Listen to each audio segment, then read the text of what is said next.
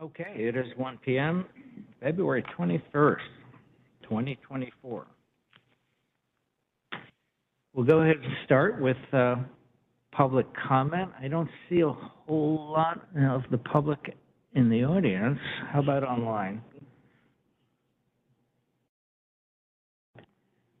And Chair Mebaji, if I can ask the council to amend the agenda, please, to remove item 7.1 under executive session for collective bargaining. I'm sorry, you wanted to Remove it. remove it. Okay. Any objection? All right, so removed. Any other amendments? We'll go to number 2, old business, minutes. I move approval of the minutes. And Second. just have a quick correction for online. It identifies these as January 31 minutes. So if that correction could be made online, I think we'll be all in agreement.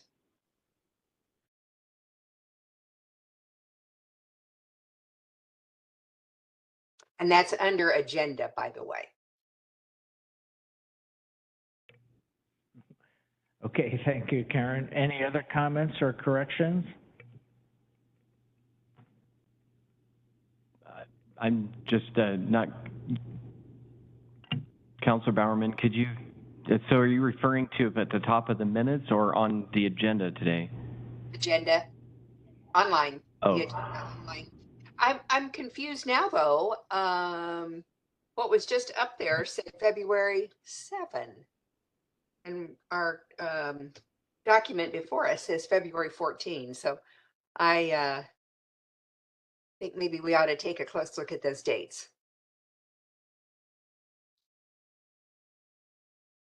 Yeah, it's just on the link online. We will get that corrected. Any other concern? All those in favor, please say aye. Aye. Aye. Any opposed? Motion carries. And we do have, at least for the time being, one counselor absent, but I believe she's been excused. Yes. Okay. We'll go on to 2.2, Community Planning 2024 Work Program. So Council, this is two parts. One is Oliver had presented the work plan during the retreat, so this is just a follow-up on that to see if Council has any questions. And I believe the transportation piece was not included originally, which is why Ken is here as well to answer any questions.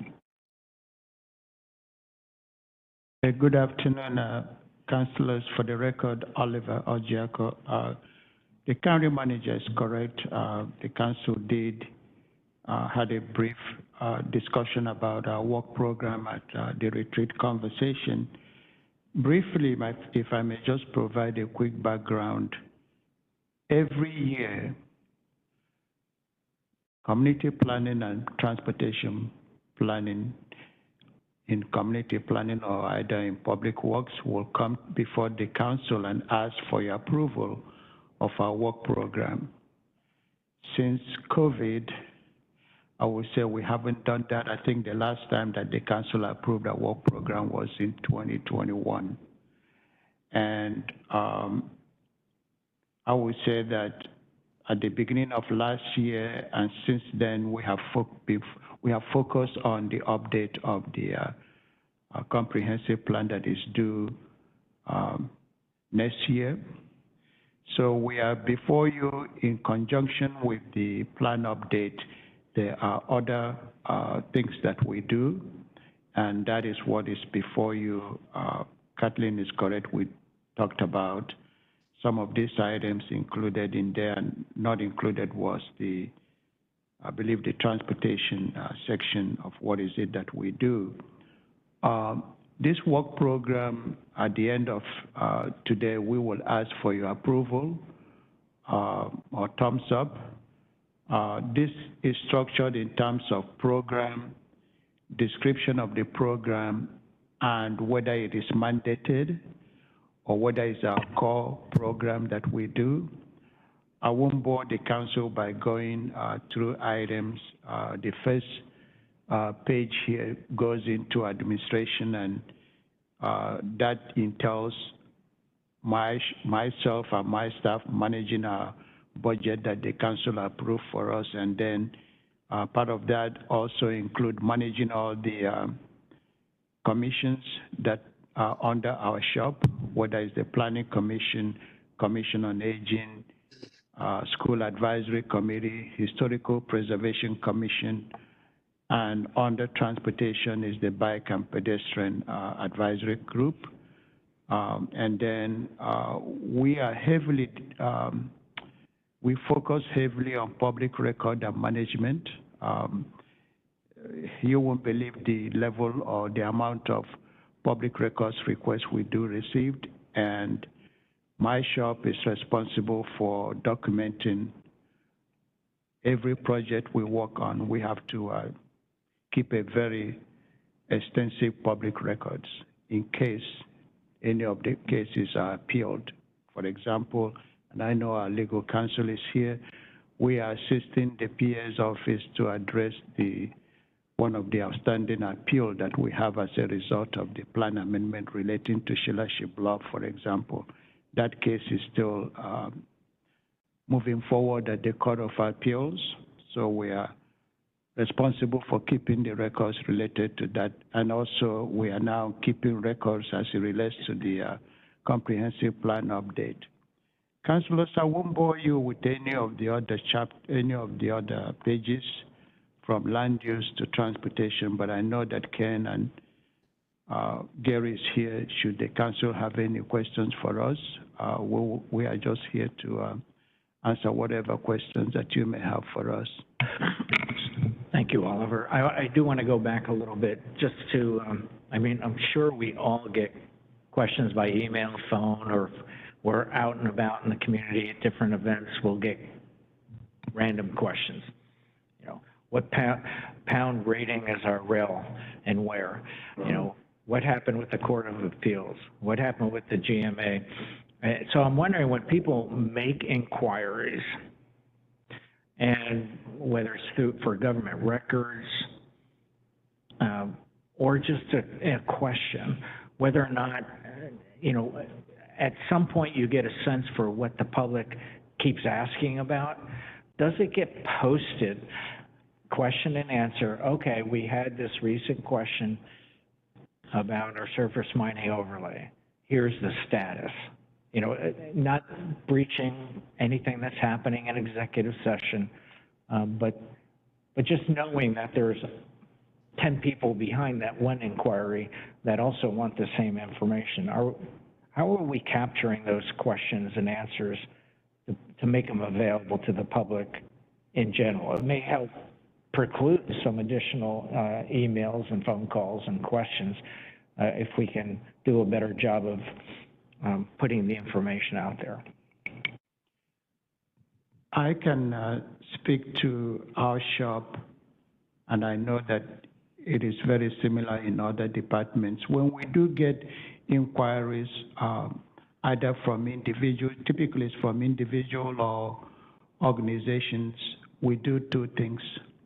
One, we can schedule a meeting to meet with the individual or a group. For example, I would say maybe the Building Industry Association, we will schedule a meeting to meet with them to go over whatever their issues may be. If it's an issue that requires us to, assuming that it's a land use attorney, we will make sure that our legal counsel is present so that we can be mindful of how we're responding to those inquiries.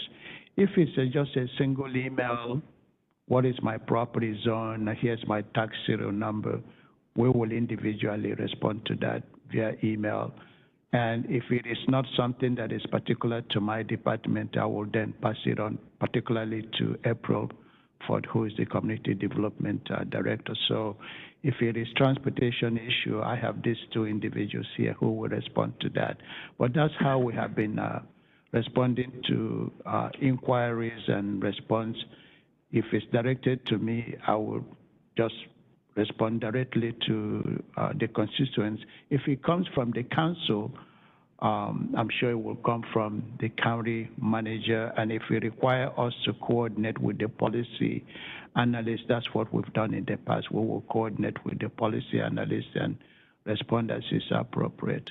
Let me take that question one step further. So if it is a question of general interest, not a particular piece of property that only one person may have an interest in, does it go to our neighborhood association coordinator? Does it go to our public information officer? Do we have a way of connecting the dots across all the departments?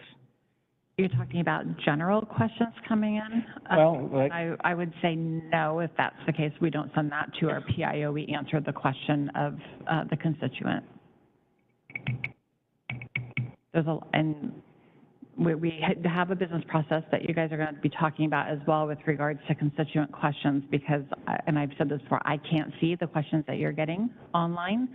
So I know like there was one sent to all the counselors last night or this morning, and I've had 3 counselors forward it already. So that's where Kristen comes in and will help coordinate so that we don't have 3 separate responses from a counselor to the constituent, which is why we're trying to filter that through one staff person versus individually.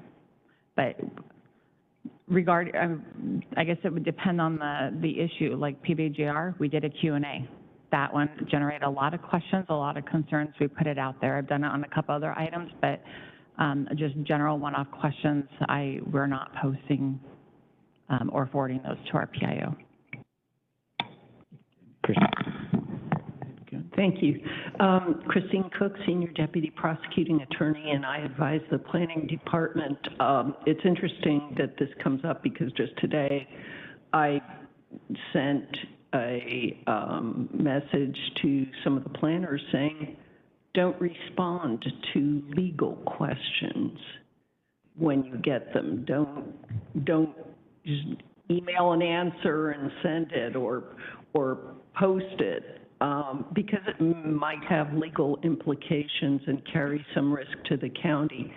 So how to respond, who should respond, and what the response should be, if anything, is a pretty nuanced set of questions and requires looking at each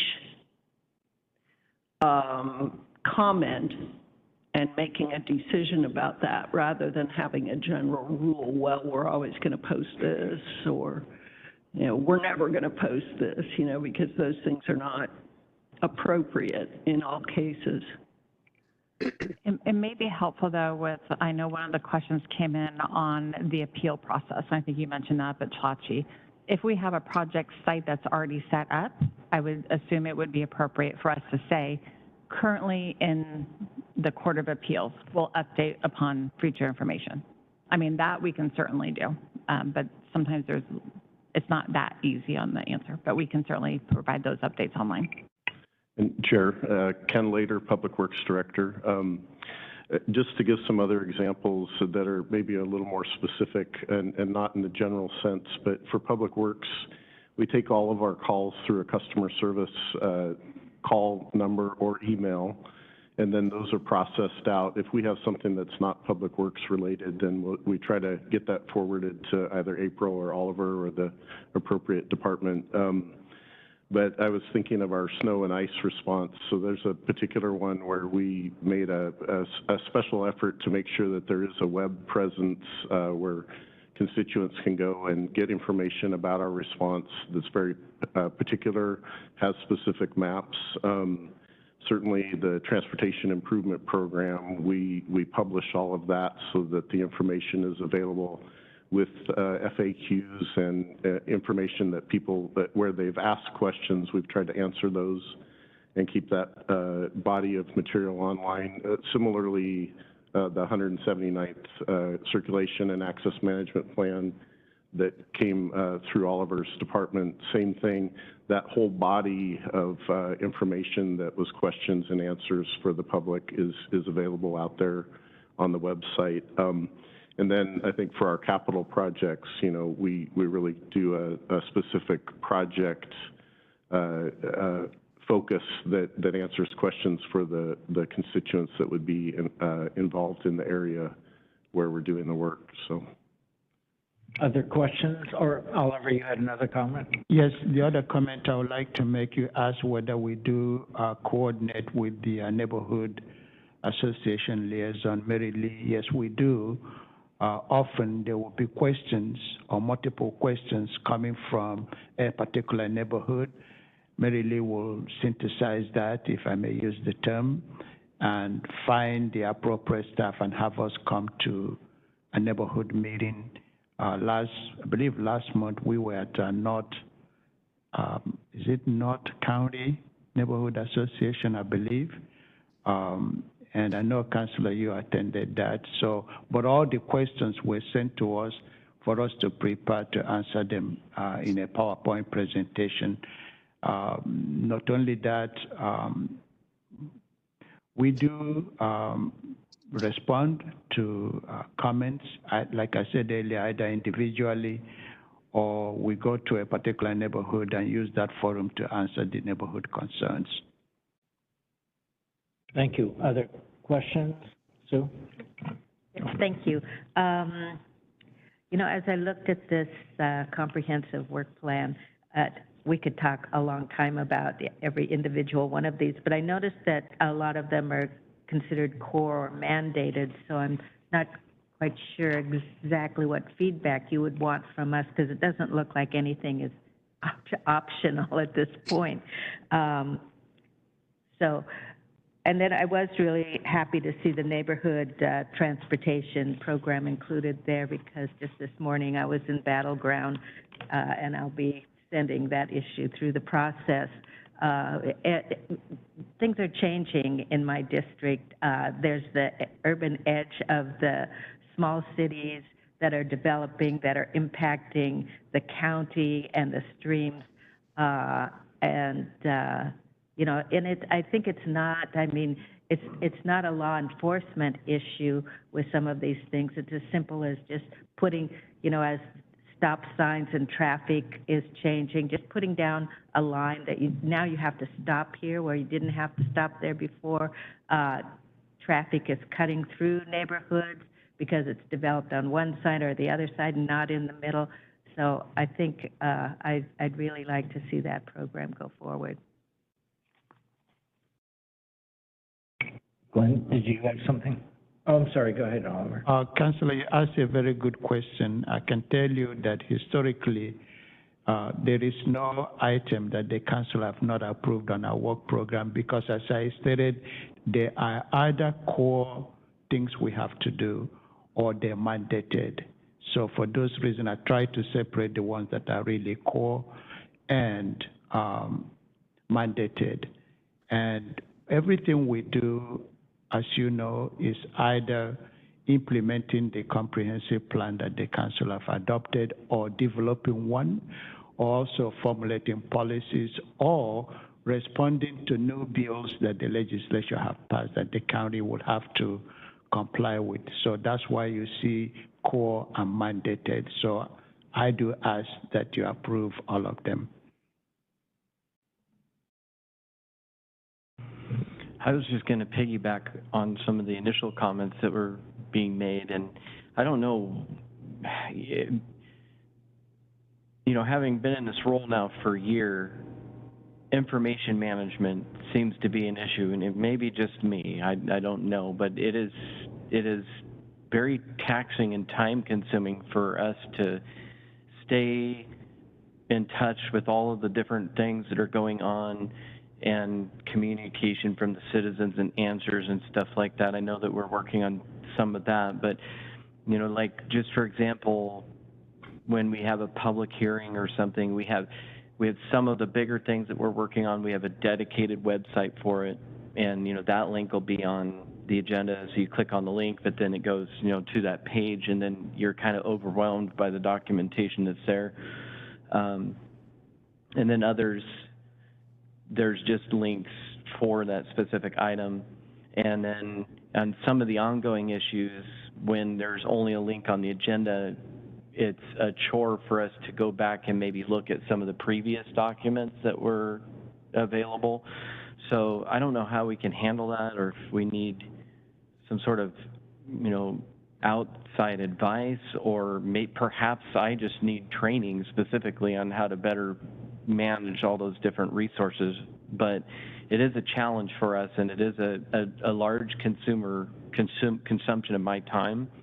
So I don't know how we do this. It's complex, all the different communications that are involved and everything, but if we can somehow work on that and make it more efficient, or have somebody work with me to make myself more efficient, I would be happy to see that.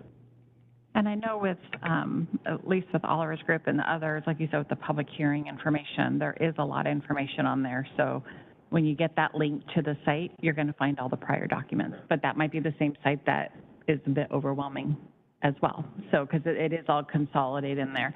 On other council direction, and we just started this with the Camp Bonneville meeting, is we're summarizing in a memo council's direction, and we're posting that online. So you go to the Camp Bonneville site, the memo that summarized the direction from council will be there, because I agree with you. I don't know how many hours I spend searching prior council meetings, so we want to get it out there. We're still going to question where is it, and we'll have that documented that way as well. The biggest thing for me, and we'll talk about this in the business process, is when you're getting constituent questions, it's really helpful if we send those to Kristen and I, and provide staff time to do the research and looking before we're responding, because we're still having more than one counselor responding to the same constituent before we even have all the information. So that will help streamline that, I hope. That was our goal initially. Karen, did you have any questions? No, or I don't. comments about the work? No, it looks very thorough and appreciate it. So just a generic question, because we have had some direction by council to look at third quarter planning and in our transportation, whether 6-year or 20-year plan. How is that captured in any of these bullets? Councilors, I believe, on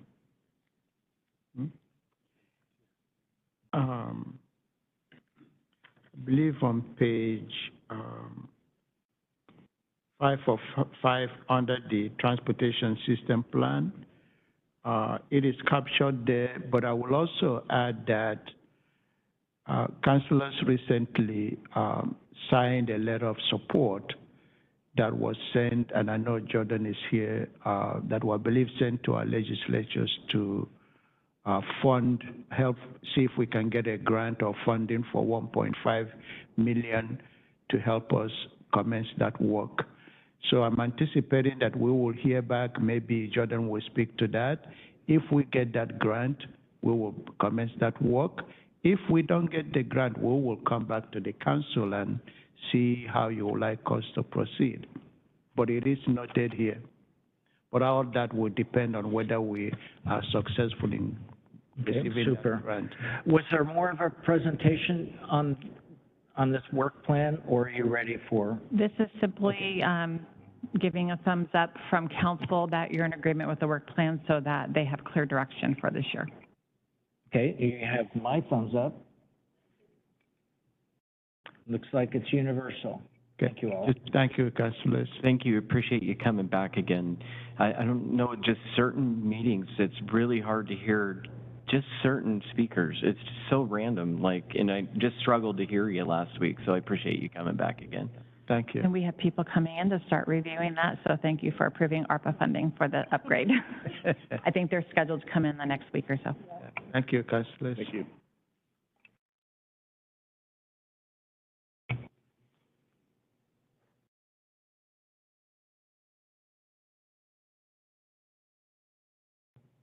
So are we ready to move on to the rules of procedure? Yes, so based on the retreat, this is the first draft, and some of it, there wasn't completely clear direction, so I kind of just drafted something to get the discussion going. We did send out rules of procedure draft update, and then there's some business processes. So if you want to look first at the rules of procedure, and the one thing, and I don't know, Counselor, if you need do you need a copy of it? A hard copy? You have it? Okay, I just want to make sure you all had it. You're online? There's an extra one later. I was gonna print that before the meeting. So I did it a little differently this year, instead of doing the track changes, because it got a little messy and hard to follow last year. So what is before you would be that entire section in the rules of procedure, and then once we're getting close, we'll put it into track changes. So the first section, which is based on page 6 of the rules of procedure, is the agenda for Tuesday meetings.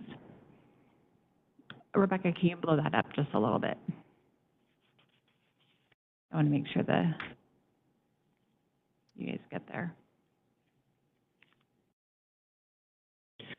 Do you need, no, I'm, do you? Well, I just noticed that my pages aren't numbered. Oh, well, from my perspective, there's 4 different documents, so that's probably why. So the title is Rules of Procedure on the top under draft. Yes. Okay, so section 7 for the Tuesday agenda. So the main difference on this is I added item number 4 and 5, which is council roll call and amendments to the agenda. And then, wait, I'm going to wait.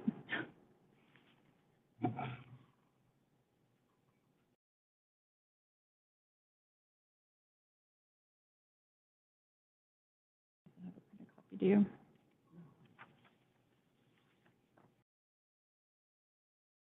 Yeah, hold on. I'll get there.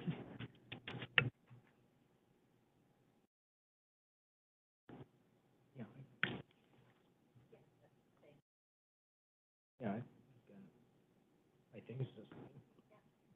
Okay. All right. So the agenda, again, on the first section there, I added item 4 and 5, the council roll call, and also amendments to the agenda. And then the public hearings, I moved up after the bid awards. If we have those, they do happen probably 1 or 2 times a year. And then following the bid or public hearing, if we have a public hearing, it would happen then. And then following the public hearing would be open public comment and public comment on consent and separate business. So it's combining the open public comment and comment on agenda items. Having the hearings ahead of time or the agenda beforehand, they'll still have the public comment for those specific hearings.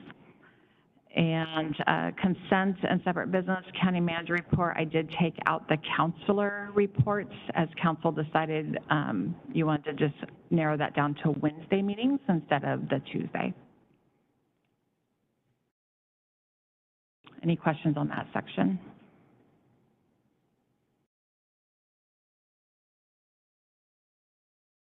I have a comment.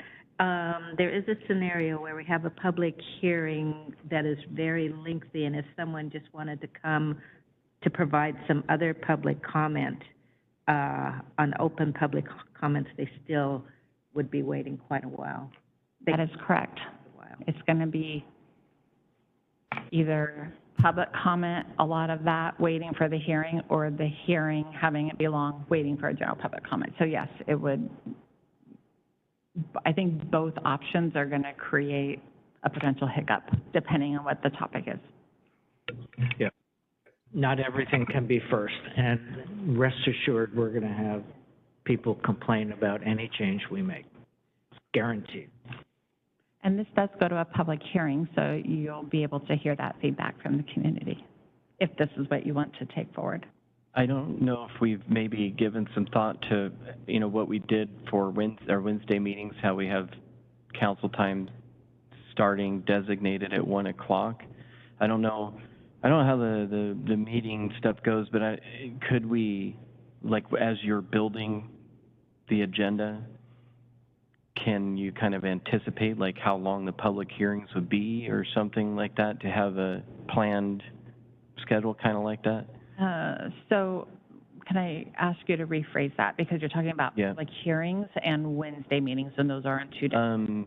So Wednesday's taken care of, I think, for the most part, but like on Tuesdays, would it be possible, or would it, you know, that if we have one public hearing, that we schedule an hour for it or whatever, and then say that at, you know, 10 o'clock or 11 o'clock or whatever it is, that we would then start consent agenda? I don't know. I mean, it's, Sometimes, I mean, there are many times we know if we're going to get a lot of questions or comments. yeah, Sometimes we don't know until we come in here and see a room full. yeah. There's no perfect way to this, so I think this, I think it looks good. And we can always change it if it's not working. And also, this is Chris Cook, you do have the possibility of amending the agenda if you walk in and see a room full of 200 people that hadn't been anticipated. And it's clear that they're all there for public comment or something. We may not know. And we have had similar occurrences, and on the fly, kind of deciding, well, how much time? You know, what's the overall, will we give an hour for public comment? Will we give 30 people on either side? You know, those questions come up, and we do have the flexibility within the rules to deviate as presently drafted. So I'm not anticipating that happening, but I'm sure something like that will happen again over the course of the year. I mean, we do our best to allow and provide for public comment, but we also have business to take care of, and we have to have proceedings and votes, and we need to be able to get to it in a reasonable period of time. And that, you know, I've responded that way to some of the constituent comments too. It impacts staff, especially in the evening. If you're going to 10 or 11 o'clock at night, I mean, it's got HR consequences for staff as well as the leadership in the executive branch. So, I mean, everything has an impact. Karen, did you have any questions or comments? My only comment is irrelevant probably at this point. I studied all of this in considerable depth before our meeting. I think that you did a fabulous job, Kathleen, of summarizing all of this. And I personally think it's ready to go. And I'm not just talking about Section A, but all of the sections that are here. Thank you for this. And I think it's just great the way it's written up. I do have one more question.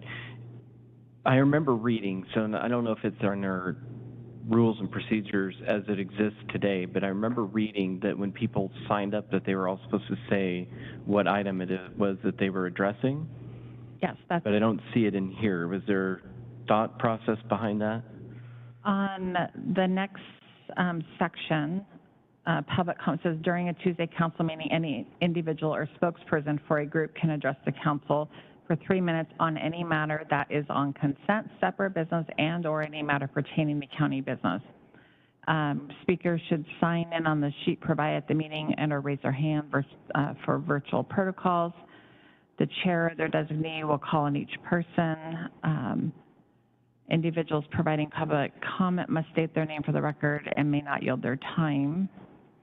So it does, since we're combining them, they can say whatever they want, or because it's for separate business, consent, and general public comment. Yeah, They get one time for all three of those. yeah, and I like that change. My thought process behind this was that it might be easier for the chair or whoever is facilitating the public comment if they, you know, if we ask them, and I believe it's actually in the old document that we do ask them, like, which consent agenda item they're speaking on, you know, so that we know ahead of time, and So we can keep people on. Yeah, so on Although it's open public comment. Yeah, so- but so the Wednesday, the Wednesday agenda, it does call it out in here. Oh, So it's okay. under number 3. it's in towards the end, individuals providing public comment must state their name for the record, state the specific agenda item for which they're speaking, and may not yield their time. Okay, yeah, I think that'll help with keeping people on topic.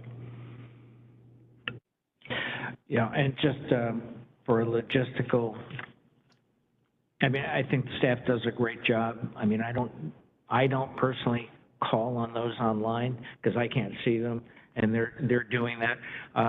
Sometimes I won't remember to state your name, so I would ask for a reminder from staff or anyone, you know, hey, please state your name. And that can come from any counselor as well.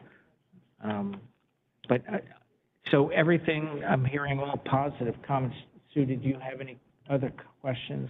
I would just say I agree with Counselor Bowerman. I like how it's written. I think you did a really good job, and I give it a thumbs up.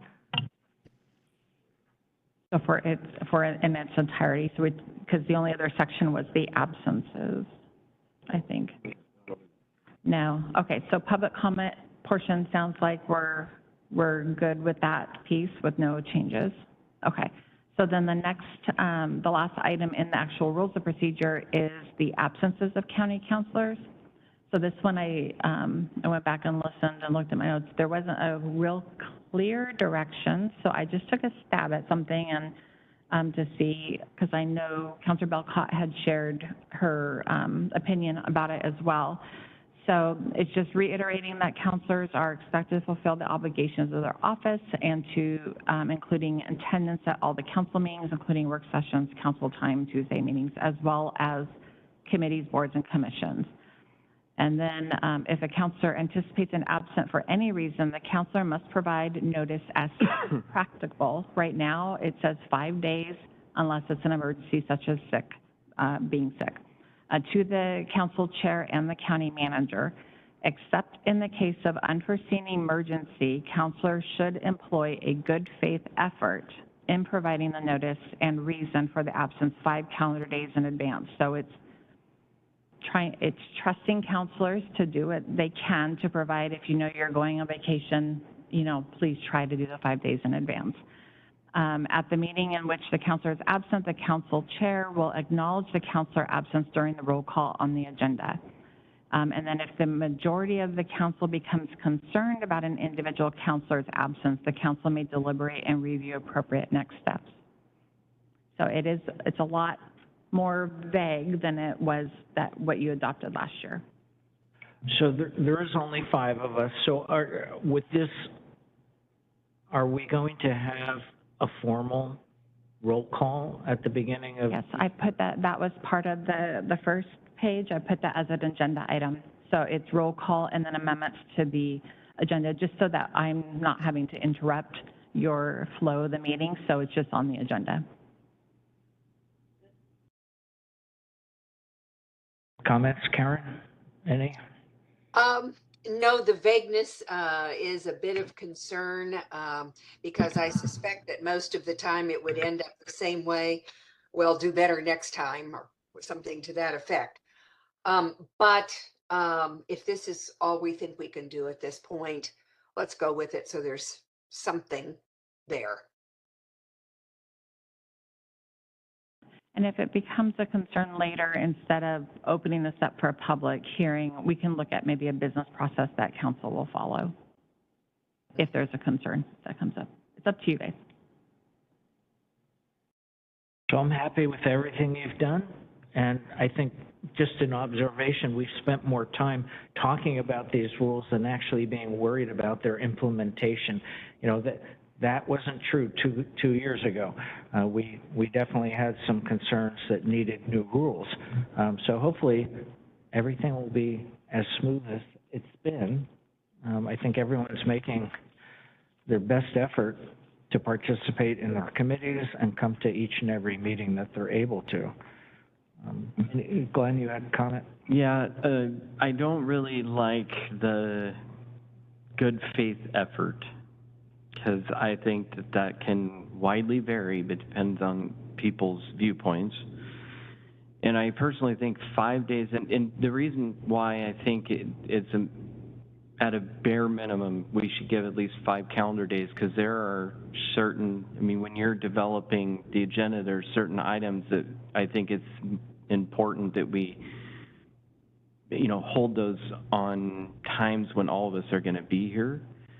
So I think, except for emergency, things happen, I get it, but if you have a vacation scheduled, 5 days is not, you know what I mean? It's not asking for a lot. So I just kind of like to take that wishy-washy language of good faith effort and just have it be that 5 days.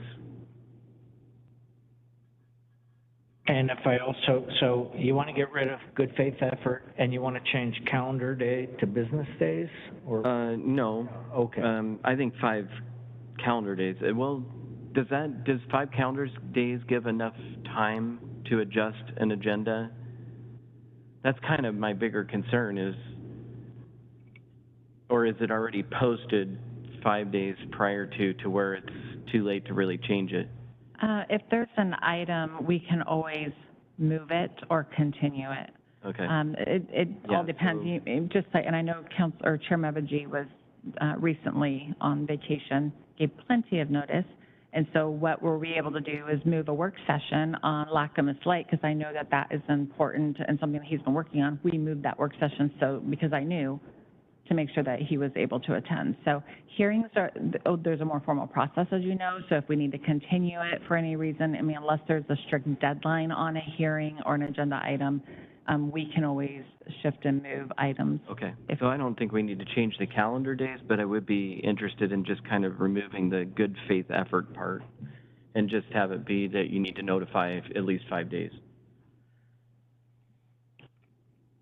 Other counselors?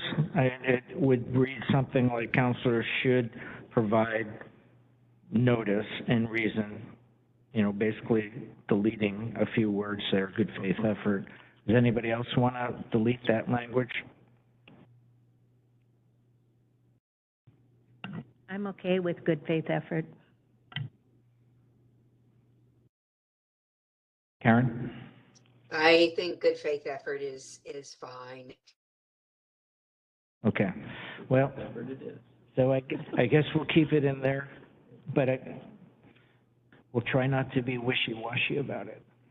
Is there anything else that is missing from this? Because if we're all good with this, what I'll do is I'll be incorporating this into the rules of procedure with track changes so you can see that all, and we'll be scheduling a hearing. So before I schedule the hearing, I just want to make sure, is there anything else that is not included that we need to update? So the only concern I had isn't with this, but it's with an email we just received a couple days ago that basically the constituent ostensibly had read the draft, but basically it was hearkening back to the previous rules. He had made comment that we should, we need to have the comment in the beginning of the meeting, and I'm like, basically every point he had was like, yeah, those are the things we're changing. So I didn't understand if that constituent was reading the old rules, thinking they were the new draft rules. Yeah, these weren't posted until Friday.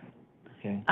So if he was reading the current link online, it would include the current rules, because none of this can change until the public hearing. I did speak with one constituent also that was a little bit confused just by looking up at the schedule on there, because we know that a public hearing has public comment built into it, but they didn't actually see that.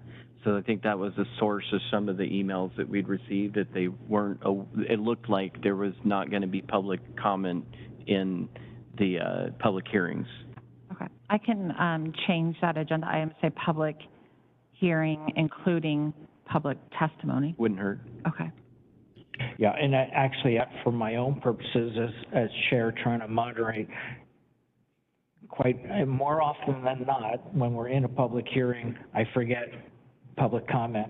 And so it would be good to have it right on the agenda, not only for my purposes, but for the public to see, okay, this public hearing does have public comment in it. Okay. So my thumbs up. Does everyone else agree? thumbs up too. Kathleen, I have just one quick question.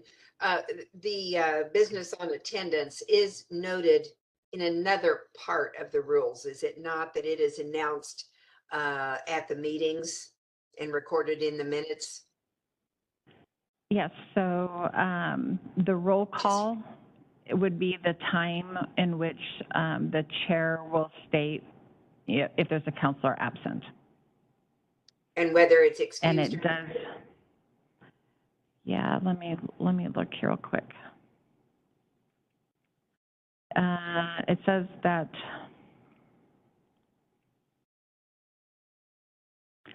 it's under the last page. It says, at the meeting in which the counselor is absent, the counselor chair will acknowledge the counselor absence during the roll call on the agenda. So all the other language that was in the rules of procedure that had excused and unexcused is no longer going to be there. It's only this section that you're reading right now, which is the good faith effort, the 5 days, except for absences. Why is that removed? So would your, We can certainly add it back in. I think that's where the vagueness comes in, because, you know, if somebody doesn't give 5 days notice, they don't have to. They're supposed to in a good faith effort. Well, they're either excused or they're not, right? And so having that in the minutes seems appropriate. And so I guess my question is, how will council determine if it's excused or not? I would think that the chair and the county manager would make that determination, just like before.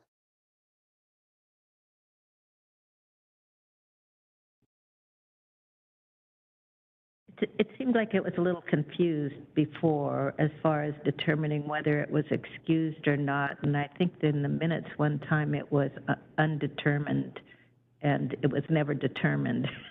So I don't think it played out exactly as anticipated. Yeah, the only time, and I'll just say this from my perspective, if somebody's sick, it's excused. It doesn't matter if they're sick 10 times, it's excused. The only time it's been unexcused is when we had zero communication, or it was like the same day and it was not sick. I'd be more than happy to add in there that the chair will determine if they're excused or unexcused. I think the chair and the county. Yeah, and It's awkward, right? I mean, you guys are elected, you should be managing yourselves, and I'm not a fan of staff determining whether or not a counselor is doing their job. so Karen, I saw your mic come on. Did you have another comment or? Well, I think, Kathleen, you may not need to determine whether or not a counselor is doing their job. That's not the point. Often you are the recipient of communication that someone else is not. And for that reason, I would think that you would enter into the communication in determining whether the person is absent with justifiable reason or not. Hearkening back to my other comment, where we spend more time talking about this rule than actually worrying about its implementation. I think, you know, if there's a question, I don't think I would unilaterally just say they're not excused. I think I would discuss it with fellow counselors, especially if it was becoming a problem, an issue that we needed to deliberate and decide, well, what course do we take? Is it just a matter of making it public, transparent? Do we start looking at committee reassignments? You know, I'm hopeful we never get there.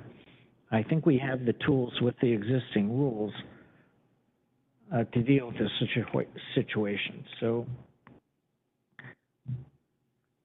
I'm good with it as it is, and as Glenn said, this is somewhat of a living document. I mean, we can always change it if we find there's still a problem. what do you mean by as it is? Because as it is, we had the whole excused, unexcused thing, and then how we have it here, we aren't even dealing with that at all.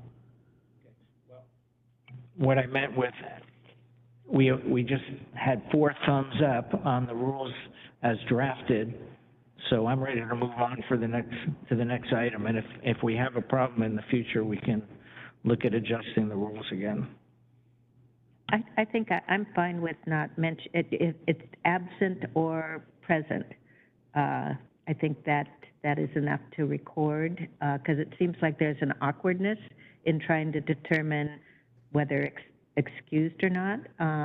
And, you know, unless the chair wants to take on that role, I'd say they're here or they're not. And you all should know, if you tell me you're out because of a specific medical or family emergency, I do not share that with any other counselor. So don't ever, and you guys know that, it's like, don't ask me why somebody's out, because that's not my information to share. And the rules do say that the counselor should notify the chair and the county manager. I just want to know so that we're not looking for you on the computer and looking at agenda items, you know, so.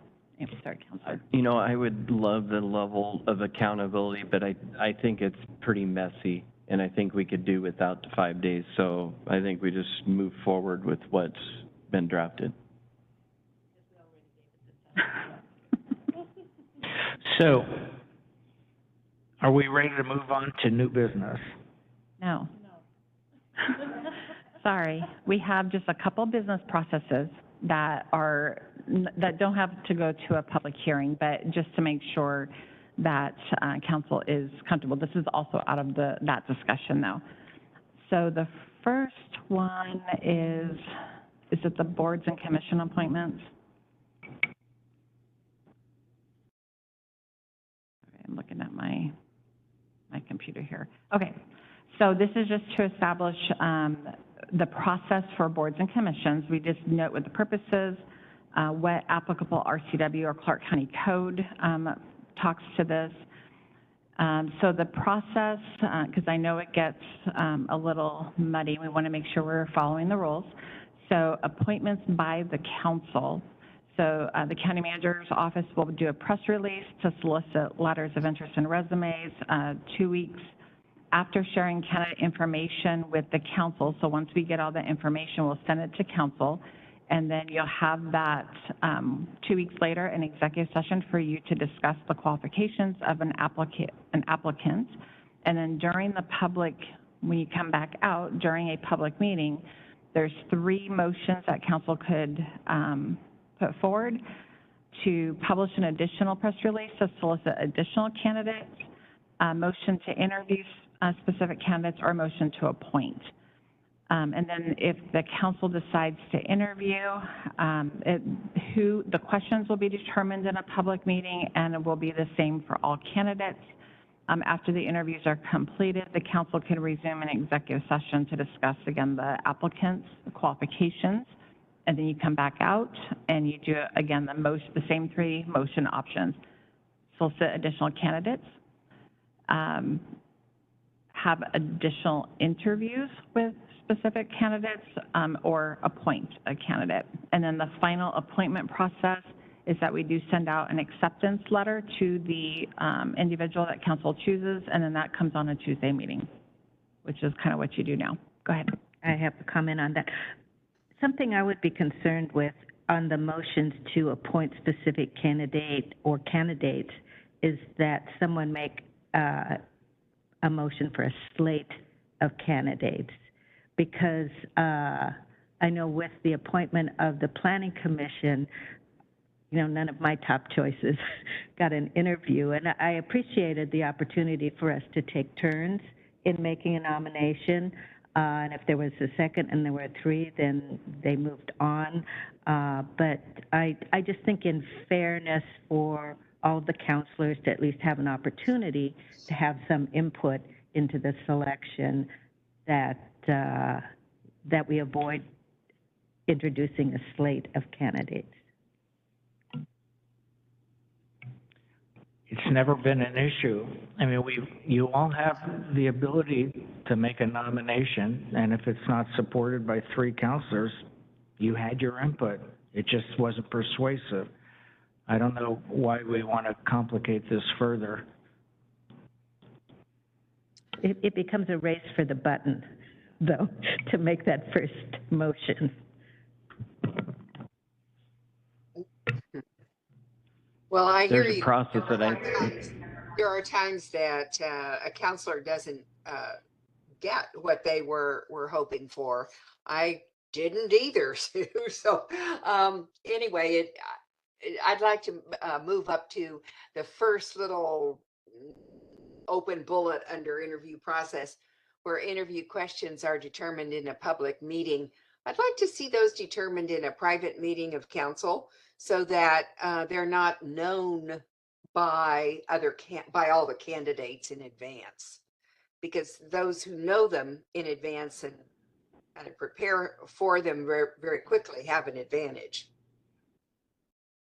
So I will defer to legal, but from my understanding historically, a way that, I didn't believe you could actually make that decision in executive session, but one thing that we've done in the past is we give you a list of draft questions or solicit individually and put the list and number them. So in the public meeting, council could say, I want to ask question number 4 or question number 2. So you're not actually saying the question out loud. And we do put them in another room, so they're not, if they're online, they're not on right there. Of course, they could have it on TV or another computer, but I would have to defer to legal. But from my understanding, it couldn't be done privately, but there's ways that you can still have that discussion without saying what the question is. Well, I think So I this was curious. gets at a different point that isn't legal. And that is, this says that interview questions will be determined. So what is going to be asked is what is being determined in a public meeting. And that's different. So, yeah, well, so what I would, an option to think about is counselors can send individual questions that you're interested in to me or Kristen, a designated employee here. We will number those. So if each, counselor did one question, we have 5 questions. We don't post the questions. We would not post them online, but they would be hard copy in front of you with a number. So then Chair Mevaji could say, I would like to ask question number 2. So that way you're actually not saying that question during the public meeting. Is that making sense? It makes sense, but that isn't what this bullet says. So if you could make what you just said be in that bullet, it would be great. So, okay, I can look at that wording, because that is, even if it's a number, that is making the decision publicly on that question. So I can. Just another question along the same exact subject. If this is our process, like what are we going to do if you get 2 questions that are almost the same? I'll make sure you have 10 questions for every interview to pick from. Okay, yeah, so then. That's usually what I'm done. Okay, and then is there a legal reason why we can't ask different candidates different questions? Yes, I see a head nodding. No? Actually, I was not nodding. This is not an area of my particular expertise. I have not done a whole lot with HR. So I would hope that Leslie would be able to answer that question, but I believe she is not currently at the meeting. My apologies. She should be back on. Yeah. And this doesn't have to go to the hearing, so we can bring it back. It is HR best practices in order to defend any decision if there's a challenge to ask the same questions. Yeah. Okay, yeah, I'd appreciate looking into something, because to me, it'd be nice if you had like a big list of questions and you could choose, at the moment which question to ask, and not necessarily ask each person the same question, but I'd be interested in hearing that feedback. The HR perspective on that, from my experience, is that then comparing candidate A to candidate B is really not possible, because they've been asked different things. And so asking them the same thing, we can compare their answers. And that's what makes it be fair. I think that's the HR view that I've always been familiar with. And I had just a complete opposite experience my whole career in different aspects. And so basically, I've been asking that question and stopped asking it because from the very beginning, I always want to be able to ask follow-on questions tailored to the candidate based on what they've said, based on what's in their resume. To ask the same question of every single candidate, it's rudimentary, it's civil service-like, it's a way to uniformly defend it, as is stated. It's not the way I would want to conduct interviews, but I guess it is the best practice, at least here and elsewhere. So I'm not looking to change it. I gave up on that. Well, if it's been, no need to go through this again. If it's already been worked out and it's not a possibility, then I can still follow up with Leslie. Okay. And I agree with Councilor Bowerman's assessment. You have to be able to compare apples to apples, and sometimes it doesn't mean you can't follow up on something that they said in the interview. It's not saying that. It's just the same, because you have to have that evaluation period, but I'll still follow up. Just out of curiosity, so when you interview employees, you have to ask all of them the same questions? Absolutely. Wow, that is Absolutely. interesting. New to me, being in the private sector, so. That's been my experience as well, and I've worked in public and private sectors. Okay. So I'll follow up with Leslie on that, and Councilor Bowerman, I'll look on the interview question piece and see if I can soften that up, and I'll bring this back to a council time. The second part on this was the appointments by the county manager. The first one was by council. It's basically the same thing in that we'll do a solicitation, it'll come in, I'll do interviews, and then the final appointment process for confirmation would come to council during a Tuesday meeting, as they do now. Okay, we have two other ones. I don't think it'll be too long. What's the next one that's on there? Thank you. Just got to make sure I'm pulling up. Okay, so this one is attending, yes, counselors attending meeting boards and or commissions. So this is basically notifying the county manager's office as soon as possible if you're going to be attending any meeting outside of your assigned board and commission or outside of your district. And so I'm asking you to please let Kristen know specifically. If we receive more than 3 counselors that want to attend, then we need to notice that on the weekly calendar if we have 3. Yes, Yes, did I not say 3? you said more than 3. 3 or more counselors. We have to notice that on the weekly calendar. One thing I want to make sure is let us know as soon as possible, because we still need to treat this like a special meeting, so we need to put 24 hours notice on that weekly calendar.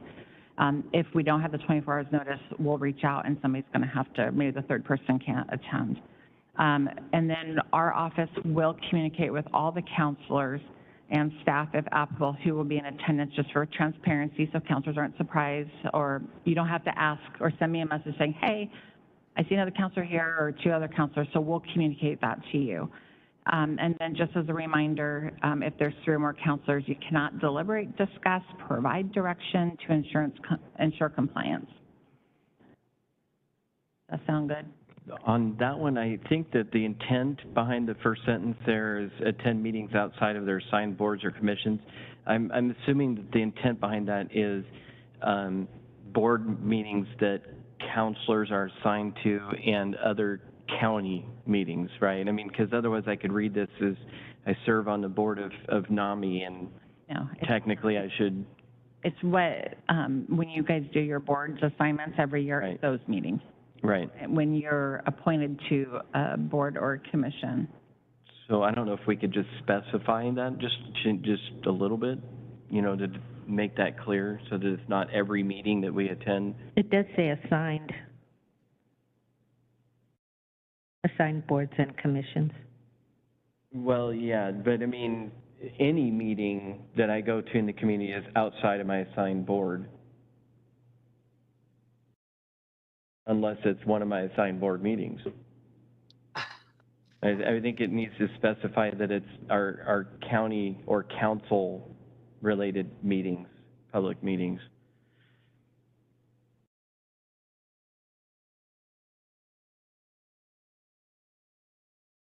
But then we still have some meetings that are not county-related that the quorum issue could come into play, like, you know, events, larger events and things. But you would be going as a counselor.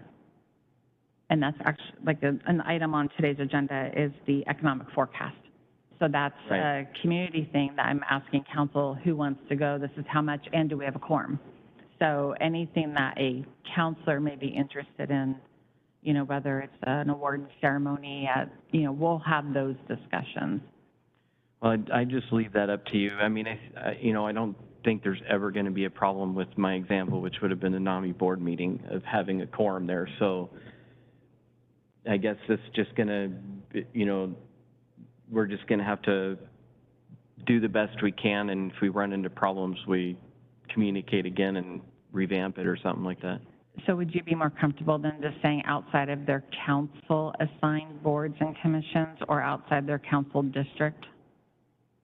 Well, not quite, because there's still, like, I think neighborhood meetings are, That would be outside of their district, council district. okay. That was Okay, what fair was enough. in Yeah, mind. I think that Just works. adding the word council on Yeah. there? Okay. Any other feedback on this one? Okay, I think we have one more. What's the next one? Okay.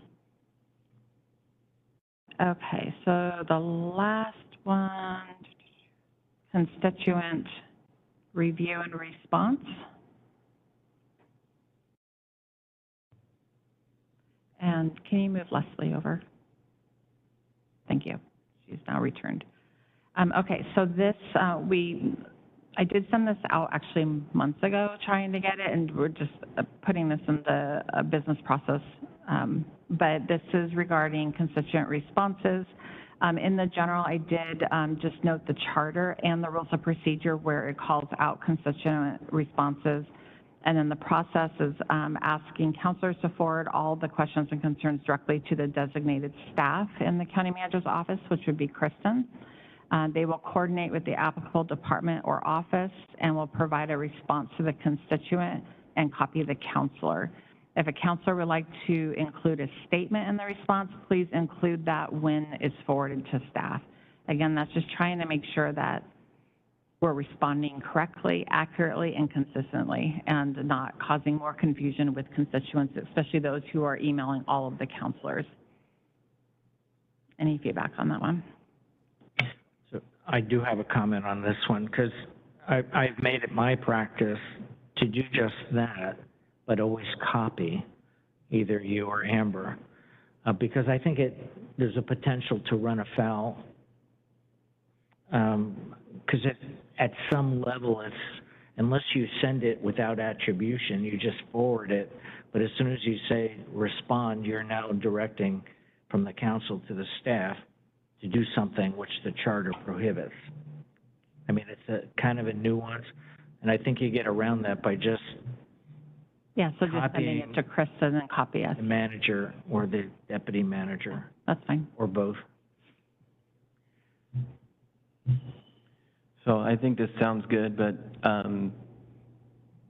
please feel free to tell me if I'm not executing correctly on that. So you know, we get busy and we just aren't thinking about how we do things. So reminders on that, I don't have a problem with at all.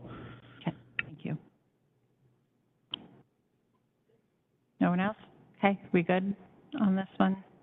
All right, I think that is it with Leslie on now. Do we want to talk about the questions really quick, the HR questions? Yeah. Leslie, can you hear us? Yes, I can. Thank you. Oh, okay, so there was a question again about interviewing. I think there's two questions with regards to, well, I think I have an answer for the first one, so I won't do that one. About interviewing for boards and commissions that council appoints and asking the same question of all candidates, or can they ask different questions based on, you know, what they have submitted in their application? And I did share from my perspective the HR background of being able to defend the process and compare the applicants equally, but if you could Right, to that. and that's basically the reason why we have the same questions is by asking all the candidates the same interview questions. We're minimizing any personal biases and are being more objective in assessing the best candidate for the job. What can be done in terms of, you know, because we face this with employees as well, if they have different resumes or different experience, is you build in that question at the end that says, you know, based on your experience, can you please let us know, you know, why you are qualified for this job, something to that effect, or developing a particular question that asks them to describe their background in a way that is helpful to this job. That's how we, and then we ask that same question of all the applicants. But that is the reason why the same questions are asked, because otherwise, if you start asking different questions, like, well, why did that candidate get asked that question, but I didn't get asked that question? So that's the reason it's done that way. Just out of curiosity, and from your answer, I'm assuming that a commissioner for a volunteer position is handled same way as an employee?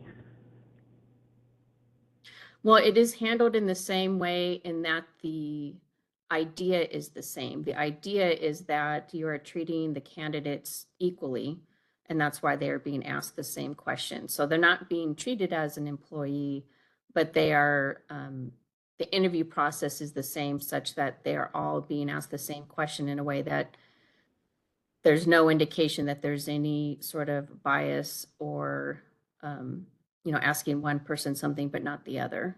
That was the reasoning behind it. I'm learning there are many things in government that are done very interesting ways, and it's built around all the whole legal system and everything. It's interesting. Thank you. You're welcome. And did you say there was another question? No, I think I can. It was about making the decision on what questions to ask in a public meeting, but I think I have a workaround that we can get through. So I think we're good. Okay, I think that is it for that agenda item, Chair, unless anybody else had a question for Leslie now that she's back. I did just send you an email, forwarded an email to both you and Christine. I know, are you on vacation? Why are you here at this meeting? You asking that to Leslie? Yeah. Thank you, Chair Medvedji. I am on vacation, but I'm awaiting a particular outcome. And once that happens, I will not be working. But for right now, I had a little bit of time, so I thought I'd jump on. Thank you. Okay, that was all under the rules of procedure and business process. So if you want all three thumbs up again on the totality of everything, or are we? Okay, so we'll be scheduling the rules of procedure hearing. I'll put it in the other document so it's clear. Update a couple of minor things that we talked about, and then we'll determine where the best place that is, because we don't want to forget the process. Okay, I think we've got three thumbs up, although Karen, I don't see you anymore. What happened to your? You just need to talk. I don't know what happened, but here I am. It may be just my view, but Yes. you have a thumbs up? Super. All right, well, let's then move on to new business. Yes, so the only item is the economic forecast. So I did have a counselor ask about attending the economic forecast. It is about $75 per seat. It doesn't look like council's attended in the past. I do know that members of our finance team, treasurer's office have attended historically. So wanted to know if any individual counselor wants to go so that we can reserve the seats and also notice it if we have more than 3 or more. I'd like to attend. Me as well.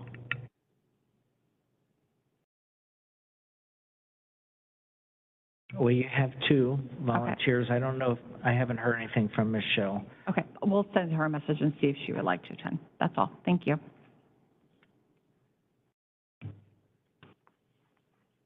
All right, moving quickly to counselor reports, I have a few things.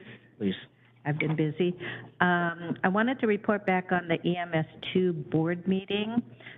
This is a board that Chair Medvedji and myself and Councilor Bauman from the city of Battleground are on.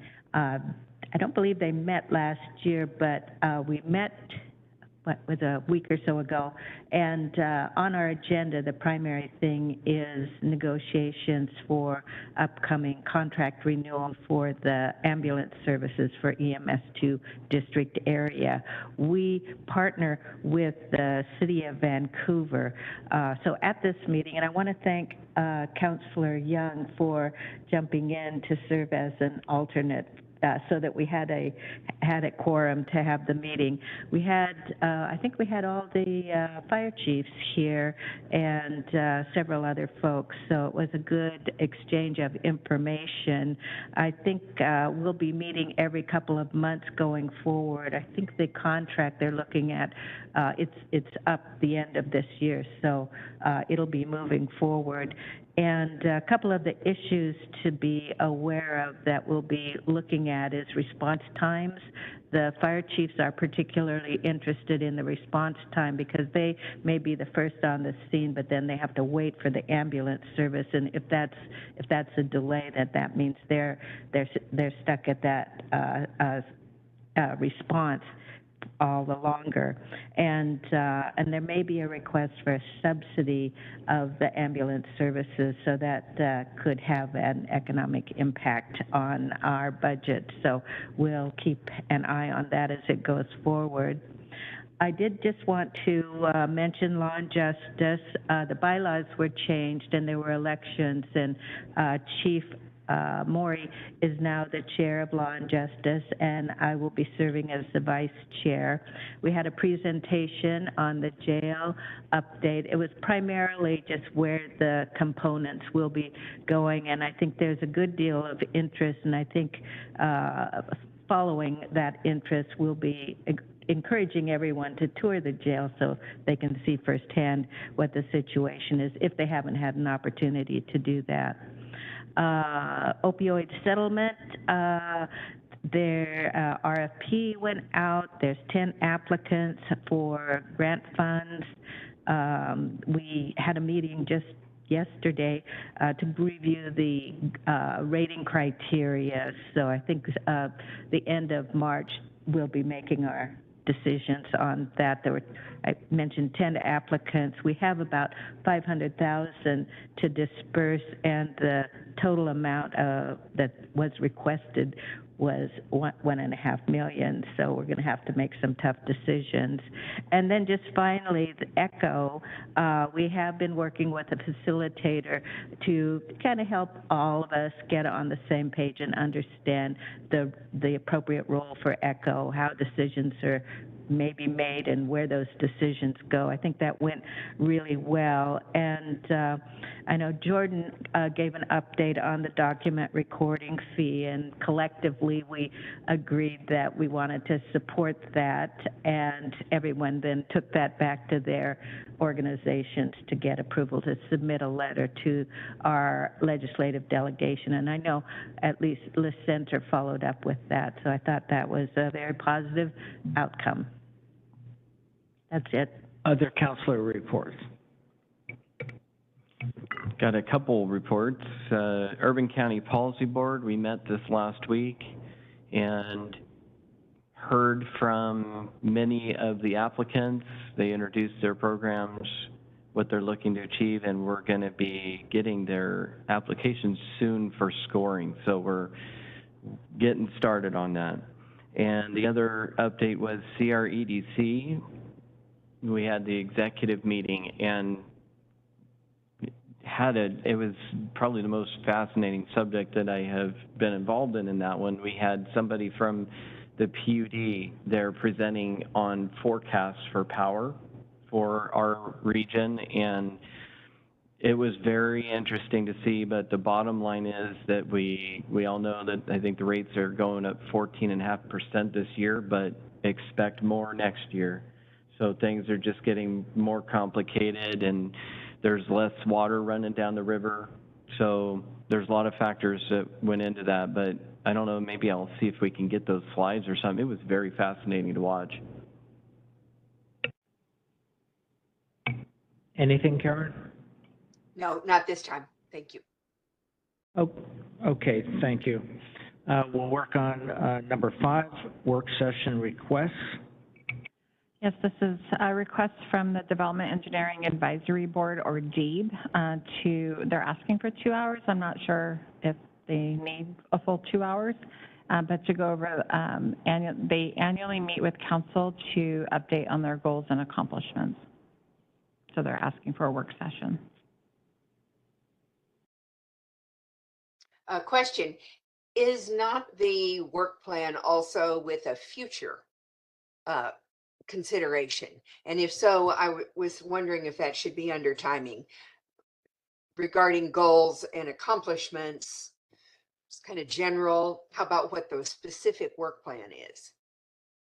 Because that is more time consuming probably.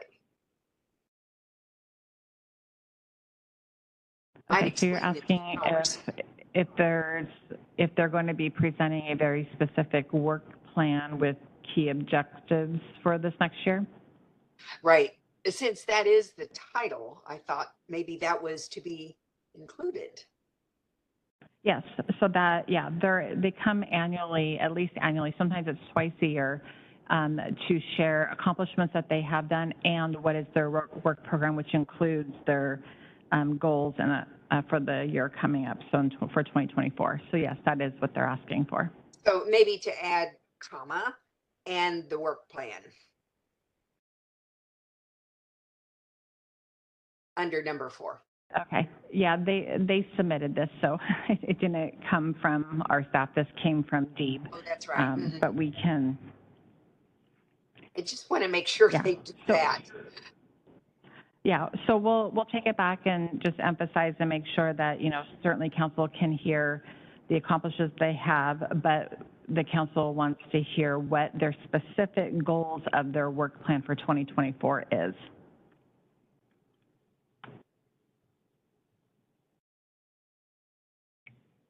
And hopefully it won't take a full 2 hours, but. No, we won't schedule them for 2 hours. Okay, anything further? Otherwise, I think we're all in favor of having that work session. Okay, we'll go right to policy updates then.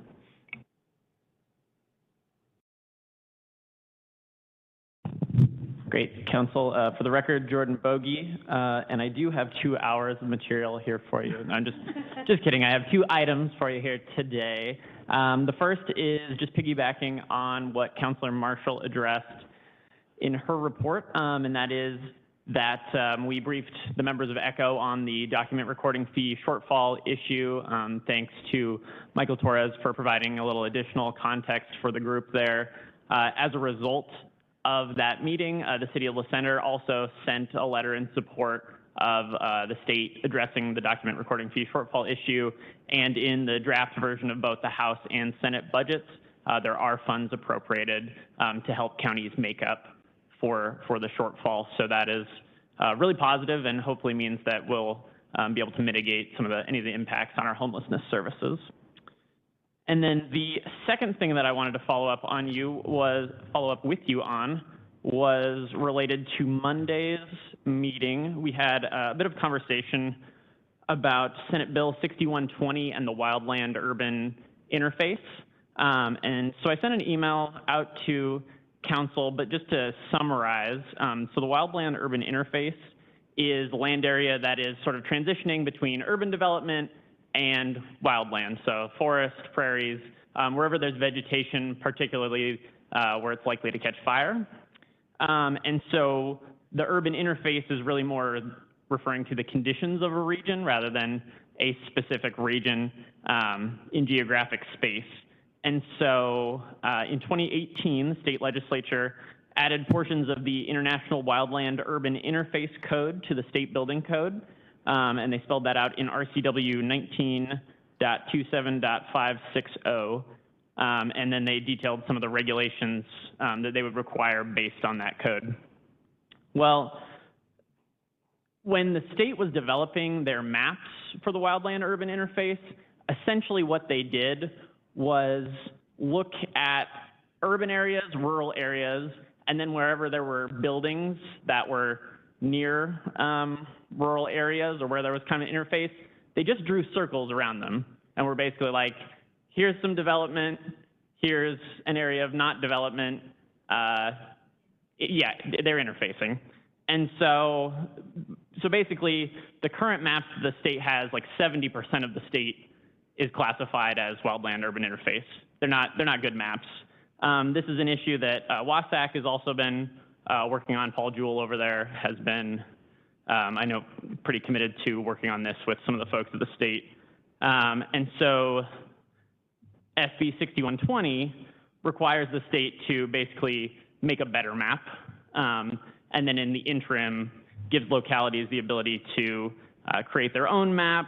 It requires DNR to establish methods for updating risk maps based on local assessments with the local fire marshals from any jurisdiction rather than kind of what the state had done the first time around.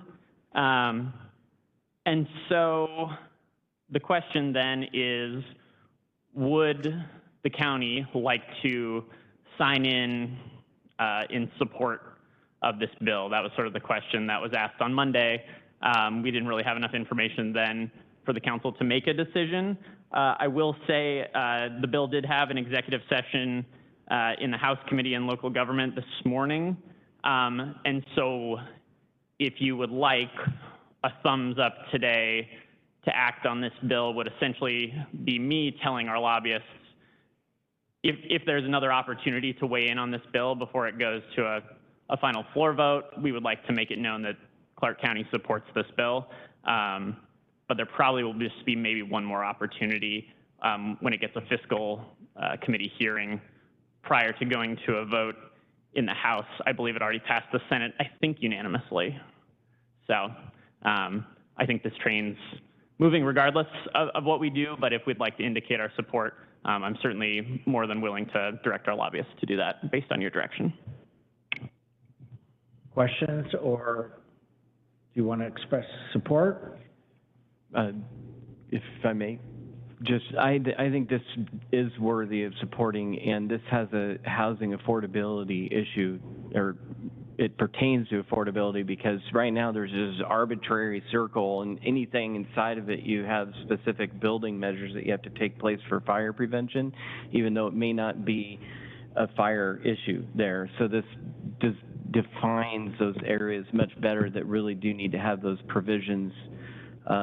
Just to me, it's a no-brainer. Just one makes sense to support. I supported it all along and really appreciate you digging into this and finding more of the background on. I didn't realize how bad those first maps were, but having accurate maps, and you know, we have a significant forest in Clark County, and I think it's important to communicate to our legislative delegation that we're concerned about that. Karen? Thumbs up. I think this is Okay, thumbs up. So I support as well, but I do want to make these comments because we get these are artificial distinctions between this interface, and I was in a community that burned. 25% of the housing stock in a big city about the size of Vancouver burned.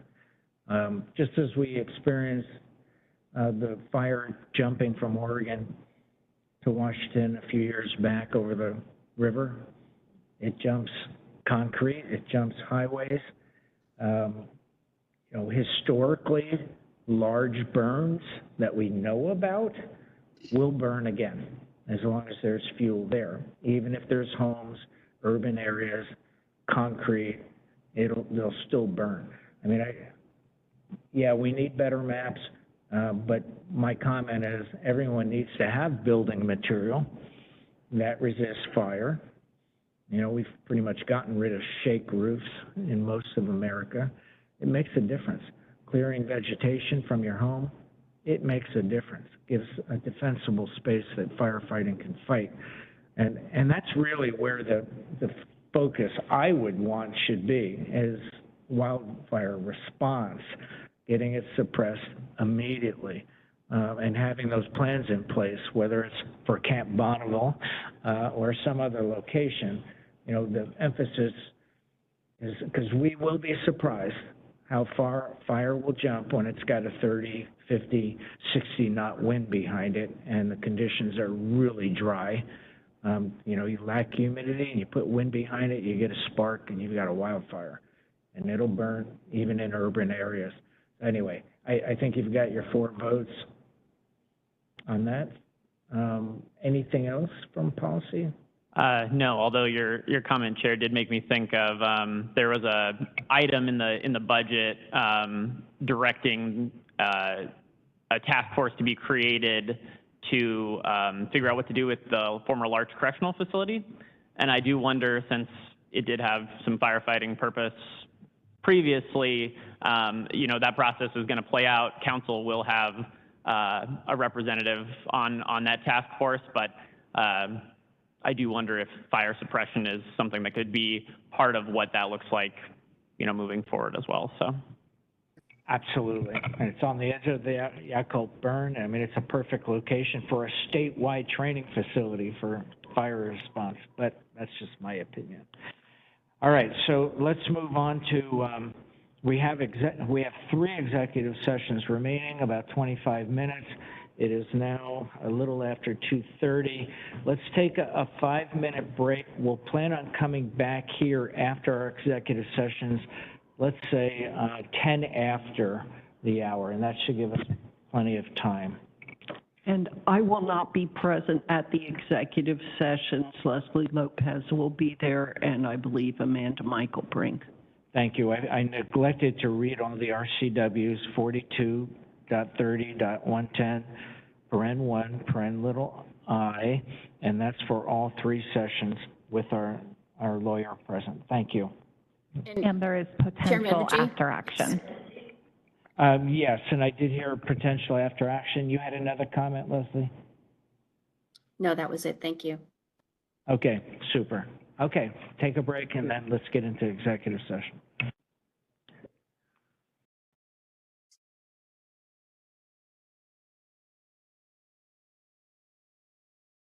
We've had our 3 executive sessions with our lawyer. Are there any motions?